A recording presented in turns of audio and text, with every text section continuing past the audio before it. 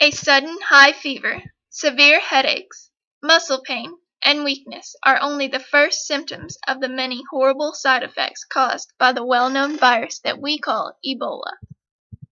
My name is Stephanie Jarvis, and as the current outbreak is the largest in our history so far, I am here today to talk to you about Ebola, the most recent outbreak's origin, its movement through many countries across the world, and the potential outcomes of this virus.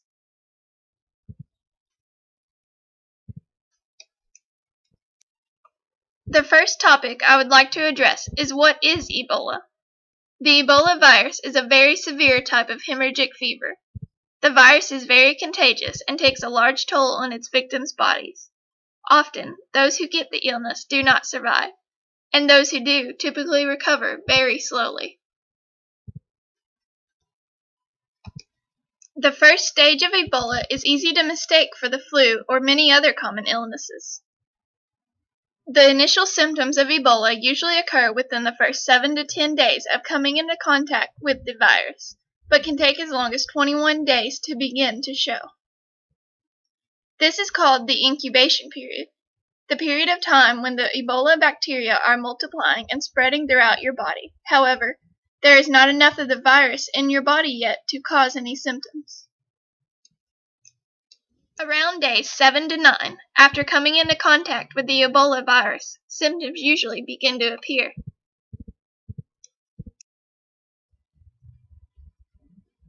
These can include a fever, muscle soreness, fatigue, and headaches.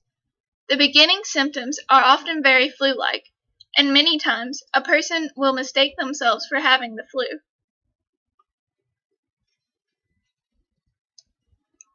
Around the 10th day after the person's first contact with the virus, some more serious symptoms usually begin to develop. Vomiting blood, diarrhea, a high fever, and passive behavior are only a few of these symptoms. At day 11, the victim's symptoms progressively worsen.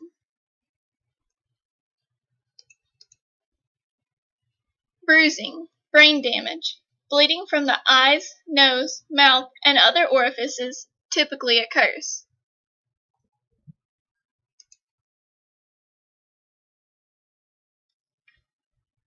Day 12 usually marks the end stage of this virus. People who make it to this stage rarely ever survive. Loss of consciousness, seizures, massive internal bleeding, and death occurs to many of the victims who progress to this stage of the illness.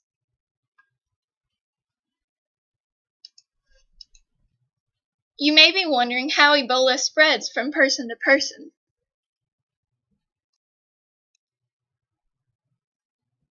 The most common way that Ebola is spread is through direct contact with body fluid from an infected person. During the most severe stages of this illness, an Ebola victim is extremely contagious.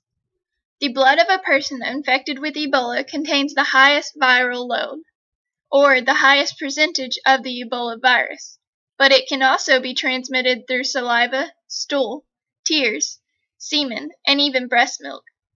Some people are even infectious up to 60 days after recovering from the virus.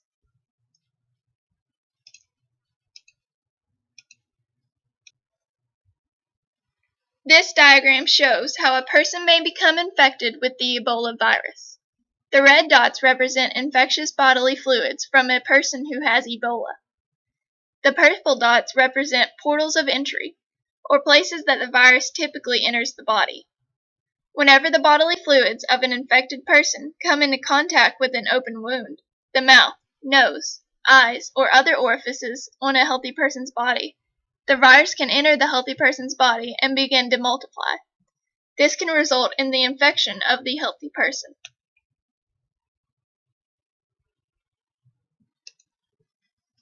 Eating bushmeat is another way that humans may contract the Ebola virus.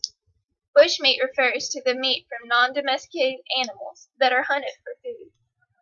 These animals, such as bats, chimpanzees, gorillas, monkeys, forest antelope, and porcupines, can carry the Ebola virus. In Africa, bushmeat is considered a delicacy. This is thought to be the origin of the current outbreak.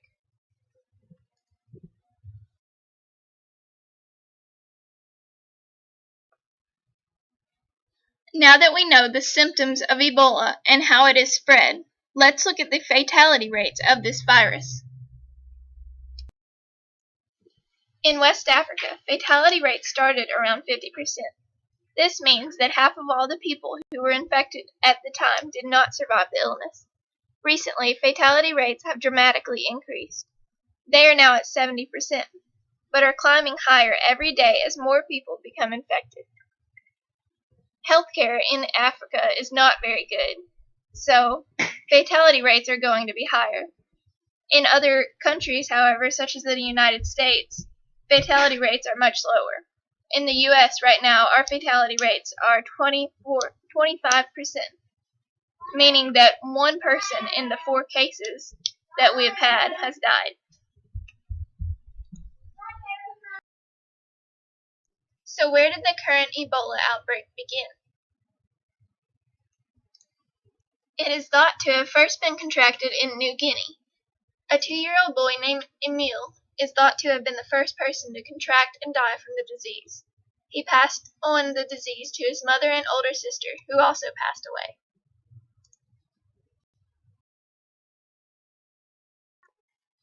The purple dotted line shows where the family of fruit bats live, which are thought to carry the Ebola virus. Eating bats from this area could result in contraction of the virus. This is how Emile and his family were thought to have contracted the virus and spread it to others. The disease then spread throughout the village and into other parts of Africa, such as Sierra Leone, Liberia, and Nigeria. The main idea that I would like to address today is how Ebola has spread across the world. Ebola started in New Guinea and spread over to other West African countries. It's now popping up in other countries such as Mali, Spain, and the United States, however.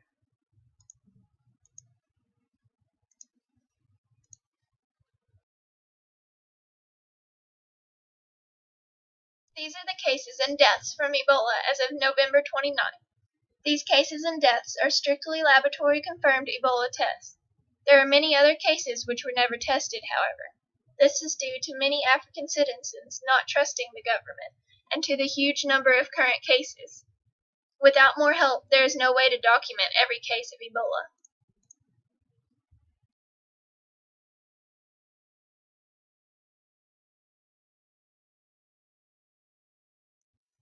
Now let's talk about some treatments for Ebola.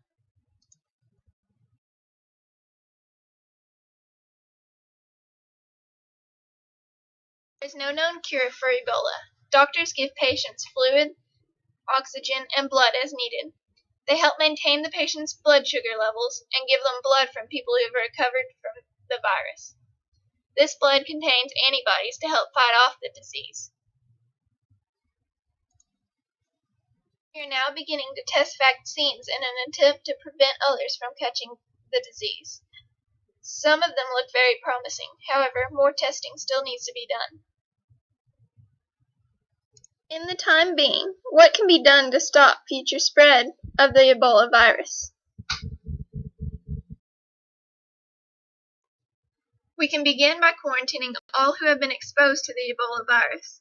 This should not just include infected people, but volunteers and healthcare workers, or anyone else who is coming from an area where there may be many Ebola cases. If Ebola spreads to your area, avoid contact with body fluids from any other person, and wash your hands often. This can not only protect you from Ebola, but it can protect you from many other harmful diseases as well. Lastly, I'd like to encourage you to volunteer to fight Ebola, or at least donate to the cause. We need all the help that we can get in order to help stop the spread of Ebola and to take care of the already infected patients. Thank you.